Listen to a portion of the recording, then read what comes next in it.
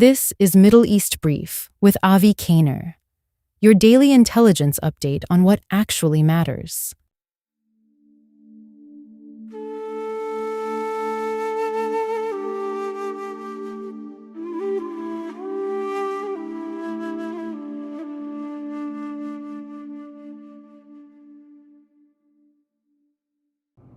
This week, a United Nations commission accused Israel of deliberately targeting Palestinian children and committing acts associated with genocide. It is one of the most serious allegations that can be made against any nation on earth. Within hours, the allegations were repeated around the world.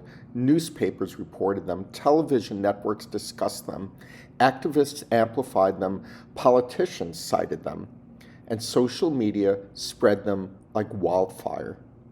And almost immediately, allegations became accepted facts. But before accepting extraordinary claims, perhaps we should ask a few questions. Who is making these accusations? Where did the information come from? And does the evidence actually support the conclusions? Well, the report was issued by what the United Nations calls the Independent International Commission of Inquiry. So listen to those words: independent, international, commission of inquiry. So to the average reader, those words suggest neutrality, objectivity, impartiality. The title itself creates credibility. But credibility is earned through evidence, not branding. And once you begin looking beneath the cover page, serious questions emerge. Israel has long argued that the United Nations treats the Jewish state differently than every other nation on earth. The UN Human Rights Council maintains a permanent agenda item dedicated exclusively to Israel. No other country has one. Now consider the sourcing. The Commission states that it received information from the State of Palestine and from Gaza's Ministry of Health. That sounds reasonable until you remember one critical fact. The Palestinian Authority has not governed Gaza since 2007. Nearly 20 years ago, Hamas violently expelled the Palestinian Authority out of Gaza and seized complete control of the territory. The Palestinian Authority does not govern Gaza. It does not administer Gaza. It does not operate Gaza. It has no presence in Gaza to allow it to be a source of information for this UN report.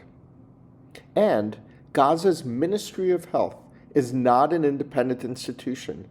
It operates under Hamas rule. The same Hamas that carried out the October 7 massacre, the same Hamas that murdered families in their homes, the same Hamas that killed young Israelis at a music festival, the same Hamas that kidnapped hundreds of civilians, the same Hamas that openly calls for Israel's destruction. Clearly, given the source of the information, every claim deserves rigorous scrutiny.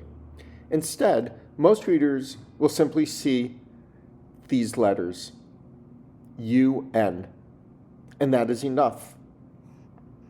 The United Nations becomes a stamp of approval.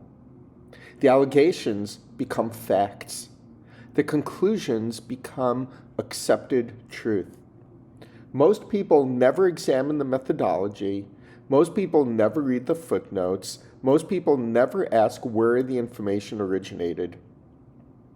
Let's look at some of the actual accusations. The Commission claims that Israel deliberately targeted Palestinian children.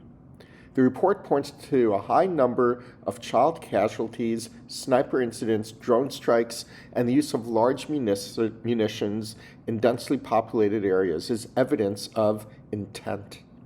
Israel categorically rejects the allegations.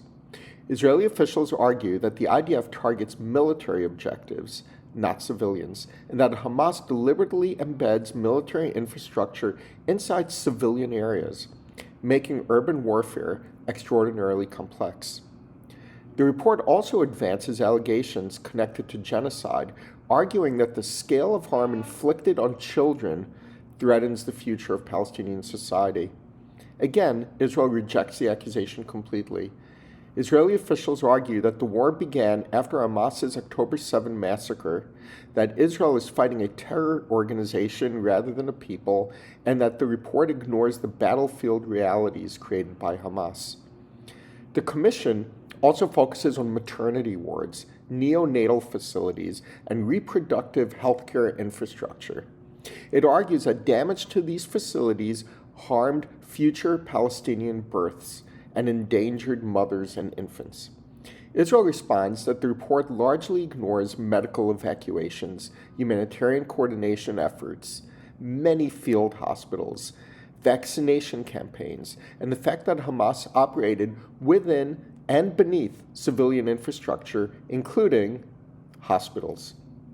The report further argues that restrictions on aid, food, medicine, and movement contributed to severe suffering among children.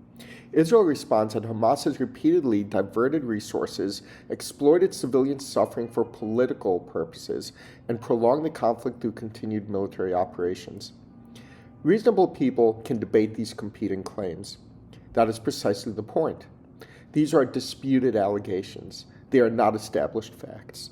And yet, much of the international media presents them as though the case has already been proven. The phrase, according to a UN report, often becomes a substitute for scrutiny. The allegation becomes the headline. The headline becomes the accepted truth. And accepted truth becomes the global narrative. Perhaps the most revealing aspect of the report is what receives comparatively little attention. Where is a sustained examination of Hamas's decision to build vast tunnel networks beneath civilian neighborhoods? Where is a sustained examination of weapons stored in schools? Where is the examination of command centers embedded in hospitals? Where is examination of a regime that invested enormous resources in military infrastructure while leaving its own civilians poor? These questions matter because the greatest tragedy facing Gaza's children is not simply war, it is leadership. For nearly 2 decades, Hamas ruled Gaza. It received billions in aid. It could have built economic opportunity, it could have built industry, it could have built a future. But instead, it built rockets, tunnels, missile factories, and military infrastructure hidden among civilians. The children of Gaza deserved better.